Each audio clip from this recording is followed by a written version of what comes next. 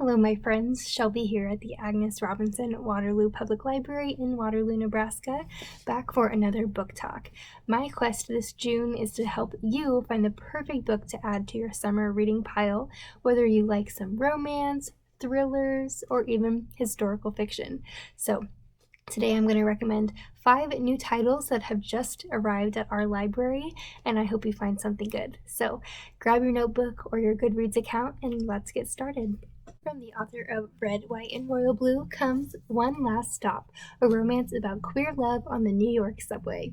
August is 23 and new to NYC, slogging through each day, working at a 24-hour diner, and squeezing into an apartment with too many roommates. Until, one day, on her boring commute via subway, she sees a mysterious, gorgeous girl. Jane. Jane becomes the best part of August's days because she's always on the subway. Always. As in, Jane is stuck there, displaced in time from the 1970s, and August will need to help her break the spell. This big-hearted romance is the perfect read for Pride Month and for readers of Jasmine Guillory and Helen Hong. That is One Last Stop by Casey McQuiston. My next pick is The Other Black Girl by Zakiyah Dalila Harris. As the only Black employee at Wagner Books, Nella Rogers is tired of dealing with isolation and microaggressions at work, so she's thrilled when Hazel is hired and occupies the cubicle next to hers. They've connected just enough to possibly become friends, until a slew of uncomfortable events, like mysterious notes left on Nella's desk, leave her in the dust, and Hazel becomes the new favorite. It's hard to believe that Hazel is the architect behind these sinister acts. The two have bonded over being the only Black employees at Wagner after all. If you're itching for a page-turner this summer, or if you're a fan of the movie Get Out, check out The Other Black Girl to find out who's behind the workplace hostility. From the author of The Revenant, Ridgeline blends thriller and historical fiction to take us back to 1866, where the Civil War has ended, but a new war on the western frontier is just beginning. Colonel Henry Carrington arrives in Wyoming to open the road to gold mining and to establish a fort in the middle of a critical Lakota hunting grounds and homeland. But Red Cloud, a well-respected chief, and Crazy Horse, a young visionary warrior, understand well the implications of Colonel Carrington's invasion. While Crazy Horse confronts the U.S. soldiers with near-constant attacks, Red Cloud builds a network of tribal alliances that will be necessary to beat the army. All the while, Colonel Carrington faces skepticism from his own men, still divided by the Civil War. This saga grapples with questions of justice that we are still facing today.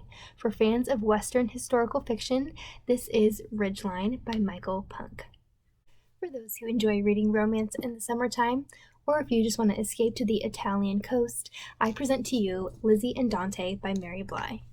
Lizzie is a Shakespearean scholar reeling from a difficult breakup and a devastating diagnosis. So she decides to take one last lavish vacation to Elba, a sun-kissed island off the coast of Italy, with her best friend and his movie star boyfriend. She sneaks away from the luxurious resort to the public beach, where she meets Dante, a cynical chef. While Dante shows her the island's secrets, Lizzie starts to wonder, is it right to fall in love if time is too short? If you're in the mood for Italian wine, or maybe a good cry, check out Lizzie and Dante by Mary Bly. My last recommendation takes us to New Mexico during Holy Week. It is The Five Wounds by Kirsten Valdez Quade. Amadeo Padilla has been cast as Jesus in the Good Friday procession, which he prepares for earnestly.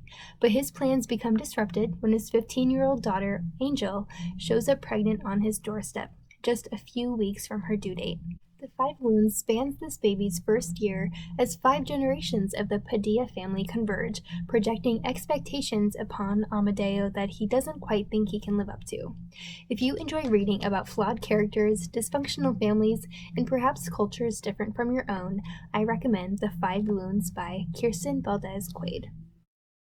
These are my 5 recommendations for June 2021. They all sound so good, I wish I could just put them all in my brain right now, but of course reading requires time, so I'll have to be patient and read each page.